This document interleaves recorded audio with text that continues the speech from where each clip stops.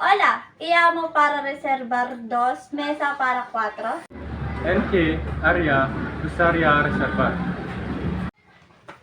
¿Cuál es la especialidad de la casa? La especialidad de la casa es el lechugas de sol. ¿Qué nos pueda recomendar? Las recomendas estas divina al horno o el dorado a la sal. ¿Qué tre este platillo? Este platillo incluye galopinto, tallas, desplazaño, ensalada o hay pastillas de cerdo con salsa barbacoa. Poder pedir este plato. Está bien, tardará unos 20 minutos, más o menos.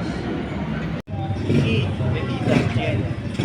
Tenemos bebidas alcohólicas o hay juegos naturales. ¿Pueden traer la cuenta, por favor?